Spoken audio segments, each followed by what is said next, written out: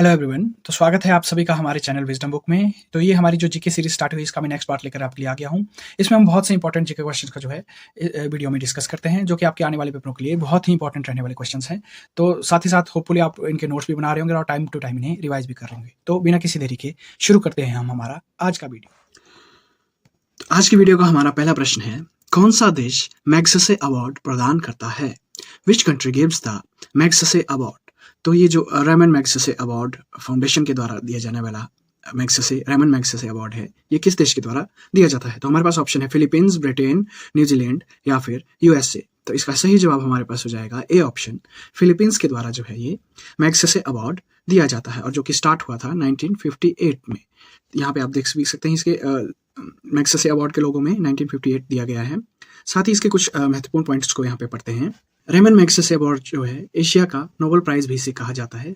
Asia के Nobel prize के बराबर इसका सम्मान जो है किया जाता है। इसे जो है फिलीपींस पूर्व राष्ट्रपति रेमन मैग्सेसे के सम्मान में स्थापित किया गया था। ये है मिस्टर रेमन मैग्सेसे, जो कि पूर्व राष्ट्रपति थे फिलीपींस के। इनके सम्मान में इस अवार्ड को जो है वेरियस फील्ड्स में, जैसे कि पीस एंड आर्ट में, government, literature, community leadership, journalism, various fields में इसको दिया जाता है। और साथ ही साथ जो है हेल्थ केयर सर्विसेज में के भी संदर्भ में इसे दिया जाता है।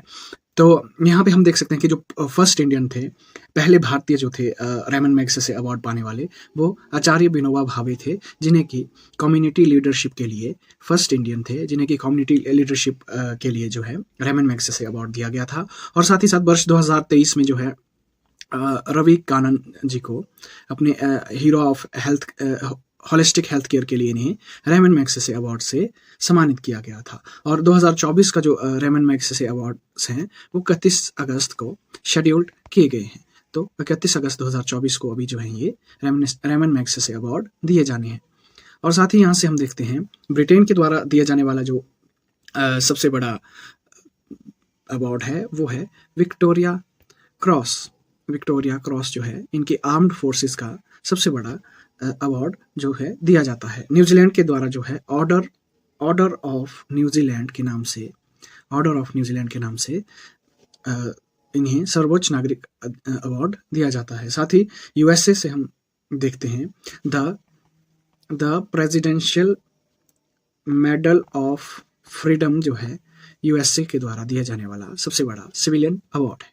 तो इन सब अवार्ड्स को यहाँ से ध्यान रखते हुए बढ़ते हैं हमारे अगले प्रश्न की ओर। दूसरा प्रश्न हमारे पास आ जाता है, शिमला समझौते पर कब हस्ताक्षर हुए? When did Shimla agreement was signed? तो शिमला एग्रीमेंट जो है इसमें हमारे पास ऑप्शन है 2 दिसंबर 1984, 2 जुलाई 1972, 23 दिसंबर 1971 या फिर 4 अगस्त 1972। तो इसका सही जवाब हमारे पास हो जाता है 2 जुलाई 1972 ईस्वी को जो है शिमला समझौता साइन किया गया था। इसके बारे में थोड़ा सा डिटेल में यहाँ पे पढ़ते हैं हम। 2 जुलाई 1972 को जो है शिमला एग्रीमेंट साइन किया गया था, जो कि इंदिरा गांधी उस समय की भारतीय पीएम प्राइम मिनिस्टर और जुल्फिकार अली भुट्टो, जो कि उस समय, ये हम जुल्फिकार अली भुट्टो को देख सकते हैं, जो कि उस समय प्रेसिडेंट थे पाकिस्तान के, जो कि लेटर ऑन पीएम भी बने हैं पाकिस्तान के। उनके बीच जो है शिमला शहर में, हिमाचल प्रदेश में शिमला समझौता जो है हुआ था, जिसको कि शिमला एकॉर्ड के नाम से भी जाना जाता है। और साथ ही हम देखते हैं कि शिमला एकॉर्ड जो है ये इसलिए हुआ था क्योंकि 1971 के युद्ध के बाद जो है इंडिया और पाकिस्तान दोनों देशों के बीच में ये शांति समझौता हुआ था, जिससे कि दोनों देश जो है एक दूसरे की कंट्रीज की जो है टेरिटोरियल इंटीग्रिटी को बनाए रखे, मतलब उनकी बाउंड्रीज में कोई भी अप्रोच ना करे, हस्तक्षेप ना करे। और साथ ही साथ जो है इस समय जो है LOC लाइन ऑफ कंट्रोल को भी दोनों देशों के बीच बनाया गया था कि दोनों देशों की सेनाएं जो है LOC को क्रॉस अब से नहीं करेंगी। इसलिए ये जो है शिमला समझौता ट्रीटी, शिमला एकॉर्ड जो है साइन किया गया था। और ये 2 जुलाई 1972 ईस्वी को साइन किया गया था, ये हम पढ़ चुके हैं। साथ ही इसमें हम देखते हैं कि लेटर ऑन जो है पाकिस्तान ने अपनी मनमानियाँ फिर से शुरू कर दी, और उसी वजह से जो है 1999 में कारगिल वॉर भी हुआ था, क्योंकि पाकिस्तानी सेना जो है फिर से LOC को क्रॉस करके आगे बढ़ गई थी। जो लाइन ऑफ कंट्रोल थी उसे क्रॉस करके जो है भारतीय टेरिटरी में आगे बढ़ गई थी। तो टेरिटरी इंटीग्रिटी को इन्होंने हानि पहुंचाई थी, इस वजह से जो है LOC कारगिल भी हुआ था। इसके साथ ही हम यहाँ पे देखते हैं 2 दिसंबर 1984 हमारे पास ऑप्शन में आ जाता है। हमने पढ़ा था कि 2 दिसंबर 1984 को भोपाल गैस ट्रेजेडी हुई थी, और आप मुझे कमेंट सेक्शन में बताएंगे कि इसमें कौन सी गैस जो है रिलीज हुई थी। तो नेक्स्ट क्वेश्चन हम देखते हैं, तीसरा प्रश्न हमारे पास आ जाता है, who is called the father of modern India? आधुनिक भारत का जनक किसे कहा जाता है? तो हमारे पास ऑप्शन है महात्मा गांधी, राजा राम मोहन रॉय, विवेकानंद या फिर जवाहरलाल नेहरू। तो इसमें सही जवाब हमारे पास हो जाता है राजा राम मोहन रॉय को जो है आधुनिक भारत का जनक या फादर ऑफ मॉडर्न इंडिया कहा जाता है। तो इसके बारे में थोड़ा सा डिटेल में हम यहाँ देखते हैं कि 1814 में जो है इन्होंने राजा राम मोहन रॉय ने आत्मीय सभा की स्थापना की थी और 1821 में इन्होंने कलकत्ता यूनिटेरियन एसोसिएशन की स्थापना की थी और 1828 ईस्वी में इन्होंने ब्रह्म सभा, जिसे कि बाद में ब्रह्म समाज कहा गया, उसकी स्थापना भी की थी। बहुत इंपॉर्टेंट पॉइंट हो जाता है। और उन्होंने जो है महिलाओं को अधिकार दिलाने के लिए अभियान भी चलाए, विधवाओं को पुनर्विवाह का अधिकार और महिलाओं की संपत्ति रखने के अधिकार भी इसमें शामिल थे। साथ ही साथ इन्होंने जो है इनके प्रयासों के द्वारा हमने पढ़ा था कि 1829 में जो है governor general Lord William Bentinck, जो कि पहले भारतीय गवर्नर जनरल थे, उनके साथ इन्होंने जो है प्रयासों के द्वारा जो है सती प्रथा को समाप्त कर दिया और उन्होंने बहु विवाह की प्रथा को भी विरोध किया था। और साथ ही इन्होंने जाति व्यवस्था, अस्पृश्यता, अंधविश्वास, नशीले पदार्थों के इस्तेमाल आदि के विरुद्ध भी जो है बहुत से अभियान चलाए थे। उन्होंने बाल विवाह, बहुविवाह, महिलाओं की निरक्षरता, विधवाओं को अपमानजनक स्थिति पर जो है हमला करते हुए इन्होंने आधुनिक दृष्टिकोण से चीज़ों को देखने के लिए और scientific approach, modern scientific approach अपनाने के लिए इन्होंने हमारे हिंदू समाज को जो है प्रेरित किया था। उस समय इन्होंने हिंदू समाज में जो भी बुराइयां कुरीतियां थी उसके खिलाफ भी इन्होंने लड़ाई लड़ी थी। और एक बहुत इंपॉर्टेंट हो जाता था कि इन्होंने साप्ताहिक बंगाली समाचार जो है कौमुदी की शुरुआत भी इनके द्वारा ही की गई थी, जो कि बंगाली भाषा में साप्ताहिक समाचार पत्र था। और इन्होंने जो है नियमित रूप से सती प्रथा और बर्बर हिंदू सिद्धांतों के खिलाफ जो है अपनी आवाज उठाई थी। तो इस कारण जो है इन्हें राजा राम मोहन राय जी को आधुनिक भारत का जनक भी कहा जाता है। तो इन सब बातों को ध्यान रखते हुए हम देखते हैं महात्मा गांधी के बारे में हम बहुत से पॉइंट्स पढ़ चुके हैं। इन्हें अर्धनग्न फकीर जो है विंस्टन चर्चिल ने कहा था और राष्ट्रपिता महात्मा गांधी को कहा जाता है। राष्ट्रपिता जो है महात्मा गांधी को कहा जाता है। साथ ही हम विवेकानंद जी के बारे में जानते हैं कि इन्होंने जो है रामकृष्ण मिशन की शुरुआत की थी, जो कि इन्होंने 1897 ईस्वी में की थी। और साथ ही इनके गुरु जो है रामकृष्ण परमहंस के नाम पे इन्होंने रामकृष्ण मिशन की शुरुआत की थी। और आप सभी को एक और बात पता होगी कि इन्होंने जो है शिकागो सिटी में जो है पार्लियामेंट ऑफ वर्ल्ड रिलीजन में 1893 ईस्वी में भारत का नेतृत्व भी किया था। इन सभी बातों को ध्यान रखते हुए बढ़ते हैं हम अपने अगले प्रश्न की ओर। चौथा प्रश्न हमारे पास आ जाता है, आर्द्रता को मापने वाला निम्नलिखित में से कौन सा यंत्र है? Which instrument measures humidity? तो हमारे पास ऑप्शन है बैरोमीटर, हाइग्रोमीटर, थर्मोमीटर या फिर हाइड्रोमीटर। तो इसका सही जवाब हमारे पास हो जाता है बी ऑप्शन, हाइग्रोमीटर जो है आर्द्रता यानी ह्यूमिडिटी को मापने वाला एक यंत्र है। तो इसको थोड़ा सा डिटेल में यहाँ पे देखते हैं हम कि हाइग्रोमीटर जो है एक इंस्ट्रूमेंट है, यूज किया जाता है मेटीरियोलॉजिकल साइंसेज में, जो कि मौसम विज्ञान साइंसेज में यूज किया जाता है, जो कि मेजर करता है मेनली ह्यूमिडिटी को, मतलब कि हवा में नमी या जलवाष्प की मात्रा को, amount of water vapours in air को ये जो है मापता है। और several major types of hygrometer are used to measure the humidity. आर्द्रता को मापने के लिए जो है कई प्रमुख प्रकार के हाइग्रोमीटर्स का उपयोग, डिफरेंट तरह के हाइग्रोमीटर्स का प्रयोग जो है आर्द्रता को मापने के लिए किया जाता है। इसमें मेनली जो है दो तरह के बल्ब्स होते हैं, जैसे कि दो तरह के मीटर्स होंगे, ड्राई बल्ब या वेट बल्ब। यहाँ पे आप देख सकते हैं ड्राई बल्ब और वेट बल्ब दो तरह के हैं। दोनों जो है टेम्परेचर डिप्रेशन को चेक करेंगे कि किस तरह से जो है ड्राई बल्ब और वेट बल्ब के दोनों के बीच के डिफरेंस से जो है कौन सा रिलेटिव ह्यूमिडिटी निकल रही है। जैसे कि अगर ड्राई बल्ब और वेट बल्ब के बीच में अगर 2 डिग्री का डिफरेंस है, तो यहाँ पे हम देख सकते हैं कि 90 जो है इसका रिलेटिव ह्यूमिडिटी आ जाएगी। तो इस तरह से जो है हाइग्रोमीटर काम करता है। साथ ही हम देखते हैं कि थर्मोमीटर जो हमारे पास दूसरा ऑप्शन है यहाँ पे, थर्मोमीटर का कार्य जो मेनली रहता है, थर्मोमीटर मेजर करता है temperature of food during the cooking और baking, but thermometer also measure other solid, liquid and gases.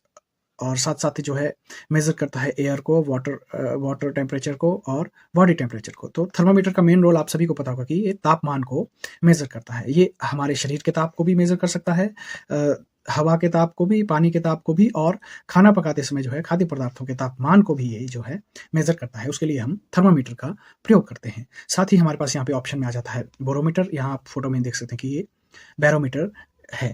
तो बैरोमीटर का प्रमुख उपयोग जो रहता है, एक एटमॉस्फेरिक प्रेशर को जो है मेजर करता है। एटमॉस्फेरिक प्रेशर को ये बैरोमीटर मेजर करता है। इसको जो है बैरोमेट्रिक प्रेशर भी कहा जाता है, एटमॉस्फेरिक प्रेशर को। और साथ ही हमारे पास आ जाता है हाइड्रोमीटर। आप सभी ने अपने घर में या कहीं पे देखा होगा कि हम जो है दूध को मापने के लिए, दूध की डेंसिटी को मापने के लिए जो है हाइड्रोमीटर का इस्तेमाल करते हैं। तो इसका स्पेसिफिक जो रोल रहता है वो है स्पेसिफिक ग्रेविटी को ये मापता है, या फिर डेंसिटी को ये मापता है, डेंसिटी ऑफ लिक्विड को ये मापता है, डेंसिटी ऑफ लिक्विड को ये जो है मापता है हाइड्रोमीटर। आप सभी ने इसको देखा ही होगा। इसमें जो है एक लेड शॉट रहता है, इसके ऊपर बैक्स रहता है, फिर सिलेंडर रहता है। इसको किसी भी लिक्विड, मोस्टली हम जो है इसको मिल्क की डिग्री मापने के लिए जिस तरह से उपयोग करते हैं, तो ये हाइड्रोमीटर है। और इसमें जो है मेनली मैंने आपको बता दिया कि ratio of density of liquid, ratio of density of liquid को जो है किसके रेशो से, डेंसिटी ऑफ वाटर से इसे मेजर किया जाता है कि लिक्विड की डेंसिटी जो है वाटर की डेंसिटी से कितनी है, डेंसिटी में कितनी है, तो इसको इसके द्वारा मापा जाता है। तो इस सभी बातों को ध्यान रखते हुए देखते हैं हमारा अगला प्रश्न। पांचवा प्रश्न हमारे पास आ जाता है, deficiency of which vitamin causes rickets. किस विटामिन की कमी से रिकेट्स हो जाता है? तो हमारे पास ऑप्शन है vitamin A, vitamin B, vitamin C या फिर विटामिन डी। तो इसका सही जवाब हमारे पास ऑप्शन डी हो जाता है। विटामिन डी की कमी से जो है रिकेट्स हो जाता है। तो इसको थोड़ा सा डिटेल में हम देखते हैं कि the most common cause of rickets is lack of vitamin D और calcium in child. Vitamin D और कैल्शियम की कमी से जो है रिकेट्स हो जाता है। बच्चों की मजबूत हड्डी तथा स्वस्थ हड्डियों के विकास के लिए दोनों का होना बहुत जरूरी है। तो आप यहाँ पे देख सकते हैं कि नॉर्मल बोन्स हैं और ये जो हैं रिकेट्स के जो इफेक्ट में आई हुई बोन्स हैं, वो बोन्स हैं जो कि विटामिन डी और कैल्शियम की कमी से हमारे बोन्स में जो है डेंसिटी भी घट जाती है। यहाँ पे आप देख सकते हैं कि पोर्स ज़्यादा है और हड्डियाँ जो है थोड़ी फ्रेजाइल हो जाती हैं, जिससे कि उनके टूटने और मोड़ने का खतरा कभी भी रहता है। तो उसके साथ ही हमारे पास ऑप्शन यहाँ पे आ जाता है विटामिन बी। तो विटामिन बी की कमी से हम देखते हैं यहाँ पर कि विटामिन बी की डेफिशिएंसी से जो है बेरी रोग होता है और एनीमिया रोग होता है। तो आप यहाँ पे देख सकते हैं कि रेड ब्लड सेल जो है और वाइट ब्लड सेल जो है, यहाँ पे रेड ब्लड सेल जो है एनीमिया सेल्स में रेड ब्लड सेल जो है घट जाते हैं। तो इससे जो बेरी पेलाग्रा और एनीमिया जैसी बीमारी विटामिन बी की कमी से होती है। नेक्स्ट हम यहाँ पे देखते हैं विटामिन सी की कमी से जो है स्कर्वी रोग होता है, जिससे कि जो कि असेंशियल है, विटामिन सी जो है असेंशियल है ग्रोथ और रिपेयर के लिए हमारी स्किन, कार्टिलेज, बोन और टीथ्स के लिए। तो आपने देखा होगा कि ब्लीडिंग गम्स, या हम यहाँ पे ब्लीडिंग गम्स देख सकते हैं कि गम्स से फोटो आ जाना, दांतों का कमज़ोर हो जाना, ये सब जो है विटामिन सी की कमी की वजह से हमें होता है।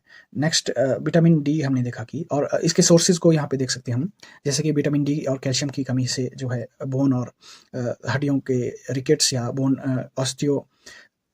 ऑस्टियो रिलेटेड जो डेफिशिएंसीज हमको होती हैं, उनके बारे में उनको जो है किस रिसोर्सेज के द्वारा फुलफिल किया जा सकता है, उनके बारे में हम यहाँ पे देखते हैं।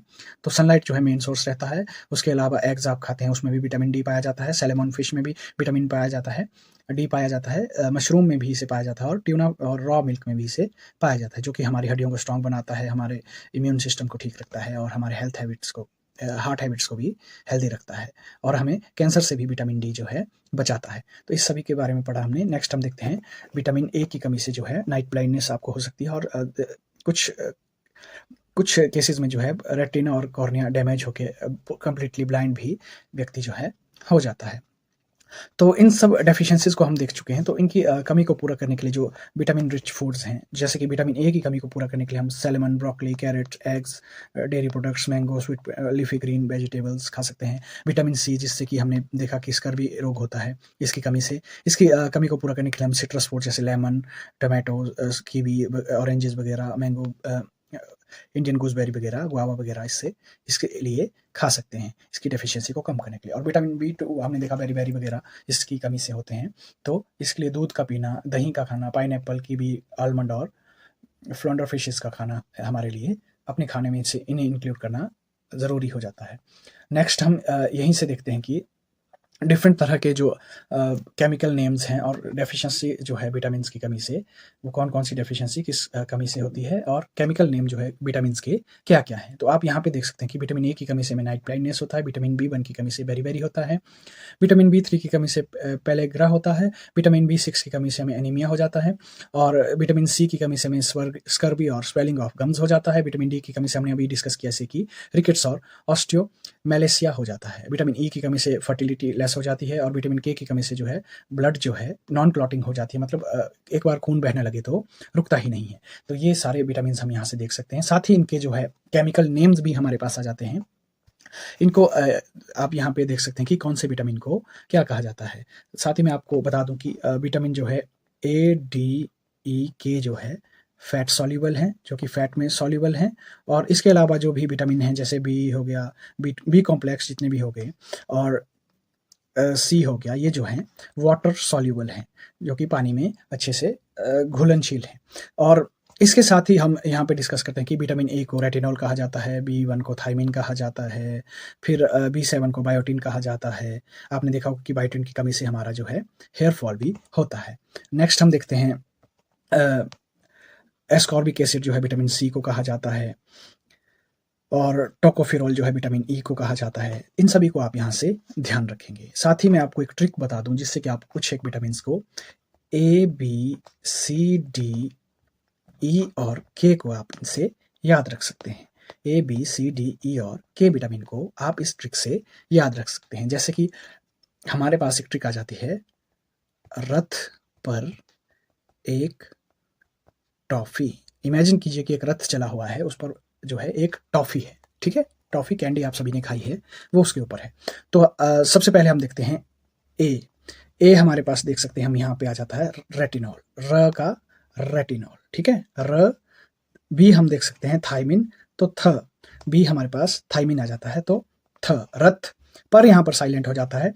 सी देखते हैं हम यहाँ पर, सी हमारे पास ए से एस्कॉर्बिक एसिड, और डी हमारे पास आ जाता है, डी से हमारे पास आ जाता है क से कैल्सीफिरोल, कैल्सीफिरोल भी इसे कहा जाता है। विटामिन डी को एर्गो कैल्सीफिरोल, ठीक है। तो कैल्सीफिरोल आप यहाँ से डी से याद रखेंगे। एक हो गया। टी से ई ऑप्शन देखिए यहाँ पर, टी से टोकोफिरोल, टॉफी के टी से टोकोफिरोल, और के से हमारे पास आ जाता है, के से हम देखते हैं फ देखिए यहाँ पर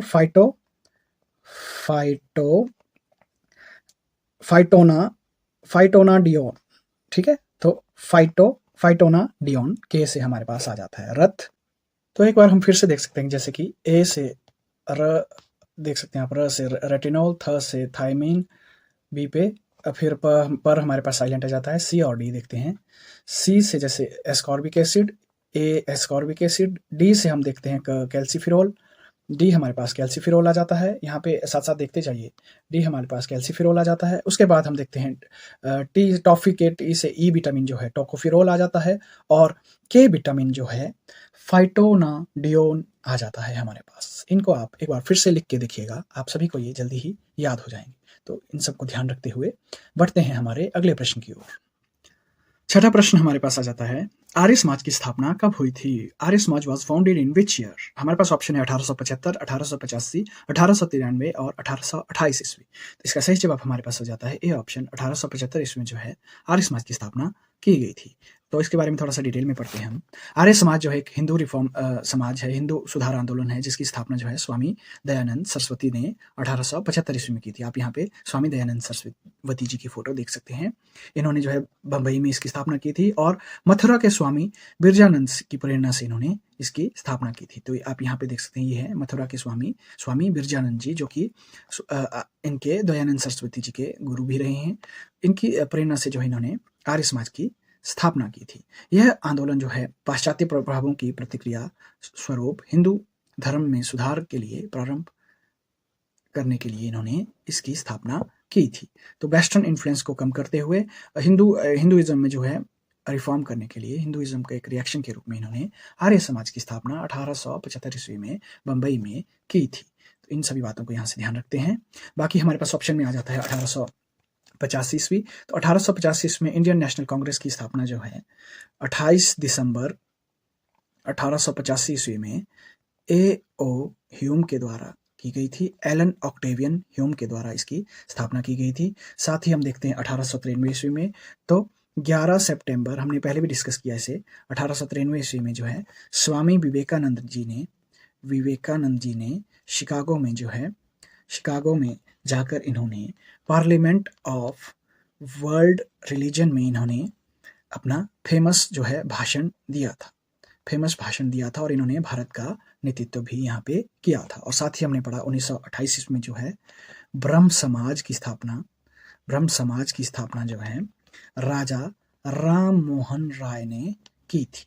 ये सभी बातें हमने अभी पढ़ी भी हैं और साथ ही साथ आप इन्हें फिर से ध्यान रखेंगे। सातवां प्रश्न हमारे पास आ जाता है, बांग्लादेश में प्रवेश करने के बाद गंगा नदी को निम्न में से किस नाम से जाना जाता है? By which of the following names the river Ganga came to be known after entering in Bangladesh? तो हमारे पास ऑप्शन है लोहित, पद्मा, पान गंगा या फिर किशन गंगा। तो इसका सही जवाब हमारे पास हो जाता है बी ऑप्शन, पद्मा के नाम से जो है गंगा नदी को बांग्लादेश में जाना जाता है। इसके साथ ही थोड़ा सा डिटेल में यहाँ पे देखते हैं हम, गंगा नदी को जो है पद्मा नदी के नाम से बांग्लादेश में जाना जाता है। गंगा की जो मेन स्ट्रीम जो है बिगिन होती है जहाँ पर कि भागीरथी और अलकनंदा नदी जो है देवप्रयाग में एक दूसरे से मिलती हैं। देवप्रयाग में भागीरथी और अलकनंदा नदी के संगम से शुरू होती है गंगा नदी की मुख्य धारा जो है, और ये आप ध्यान रखेंगे कि देवप्रयाग से शुरू होती है। भागीरथी नदी जो है गंगोत्री ग्लेशियर से निकलती है और अलकनंदा नदी जो है उत्तराखंड के संतोपत ग्लेशियर से निकलती है। तो हमने देखा कि यहाँ से जस्ट इमेजिन करेंगे हम कि भागीरथी जो है गंगोत्री ग्लेशियर से निकल रही है और दूसरा ग्लेशियर हमारे पास उत्तराखंड में ही यहाँ कहीं आ जाता है संतोपत ग्लेशियर। तो संतोपत ग्लेशियर से हमारे पास अलकनंदा रिवर जो है आ रही है। ये दोनों जो है देवप्रयाग में मिलकर ये गंगा नदी की मुख्य धारा का निर्माण कर रहे हैं और गंगा नदी जो है लगभग 2500 किलोमीटर का एरिया कवर करती है। इसके साथ ही हम देखते हैं कि ये उत्तराखंड, यहाँ से हमने देखा कि उत्तराखंड से होते हुए उत्तर प्रदेश में एंटर कर रही है, फिर ये बिहार में जा रही है, थोड़ा सा हिस्सा इसका यहाँ झारखंड से होते हुए ये पश्चिम बंगाल में बह रही है। यहाँ पे आप देख सकते हैं कि पश्चिम बंगाल की ओर ये बह रही है और यहाँ से जो है एक हिस्सा इसका बांग्लादेश में भी बहता है, जिसे यहाँ पर पद्मा नदी के नाम से जाना जाता है।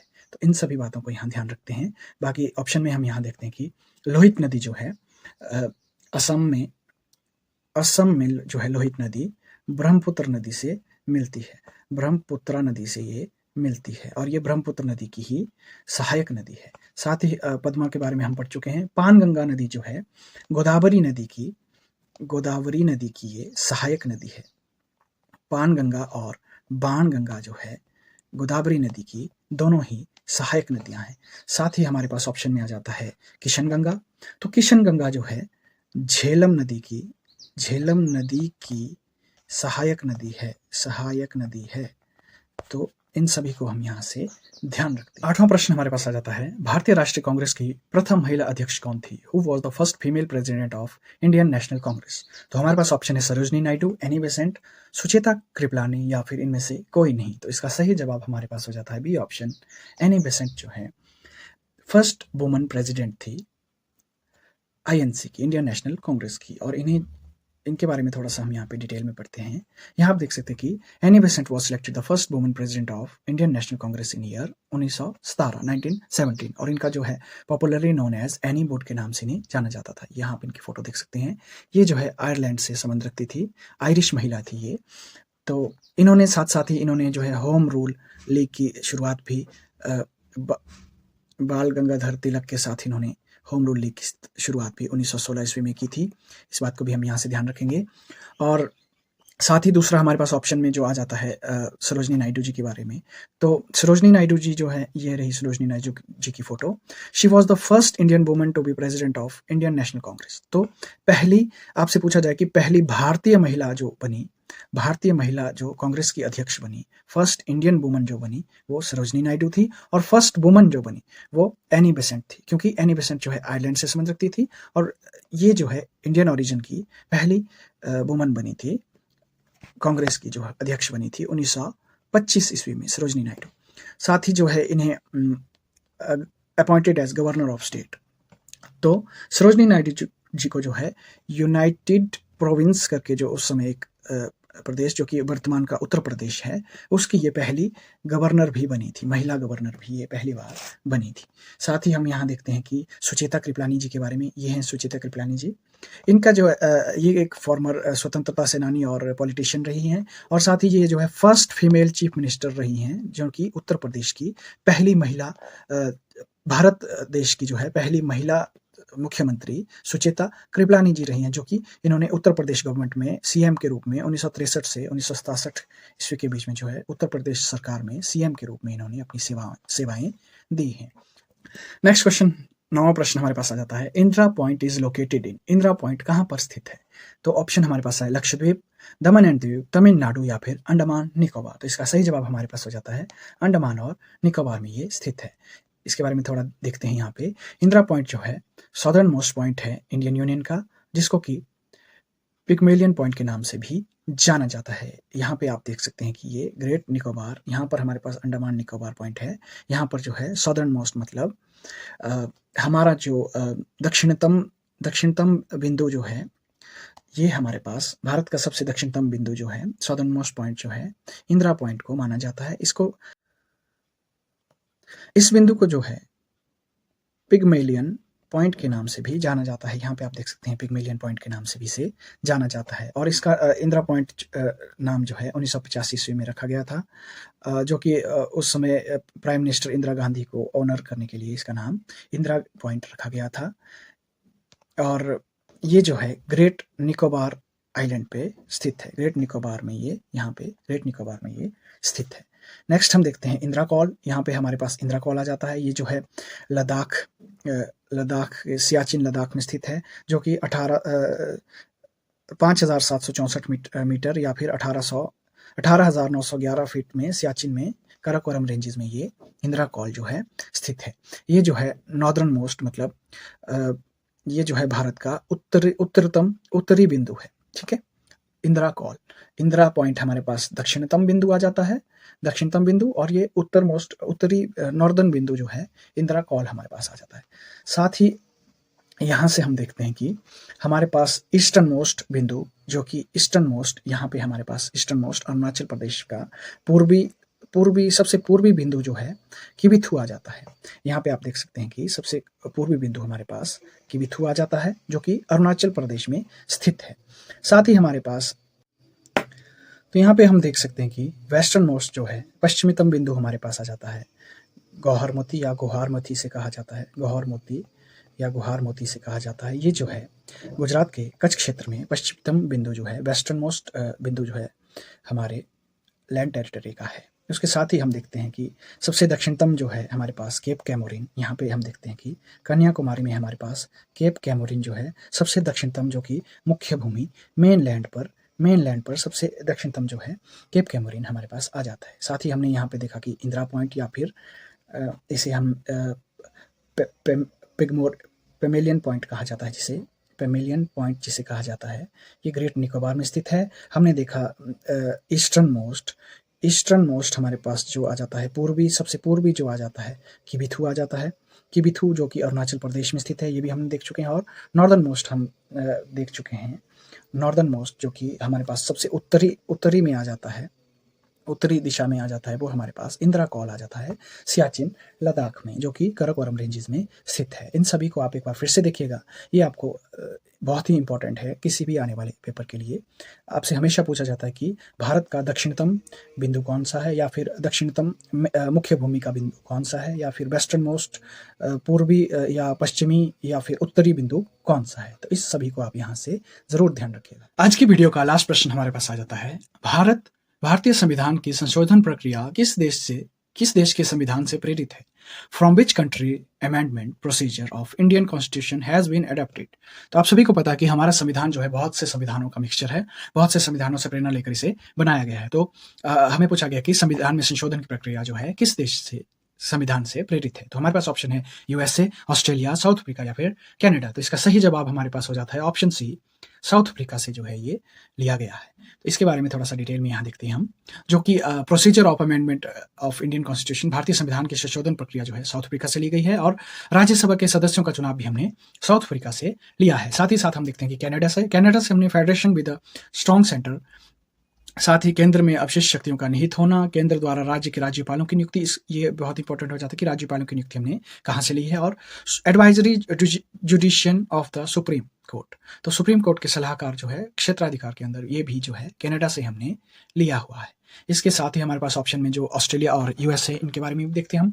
यूएसए से हमने जो है ये हमारे पास यूएसए है। यूएसए से हमने जो है फंडामेंटल राइट, न्यायपालिका की स्वतंत्रता, न्यायिक समीक्षा, जुडिशियल रिव्यू, बहुत इंपॉर्टेंट हो जाता है कि फंडामेंटल राइट, जुडिशियल रिव्यूज और राष्ट्रपति का महाभियोग, उपराष्ट्रपति का पद आदि जो है, और सुप्रीम कोर्ट के जजों को और हाई कोर्ट के जजों को हटाने की प्रक्रिया जो हमने कहाँ से, किस संविधान से ली है। तो ये सभी पॉइंट्स हमने जो है यूएसए से लिए हैं।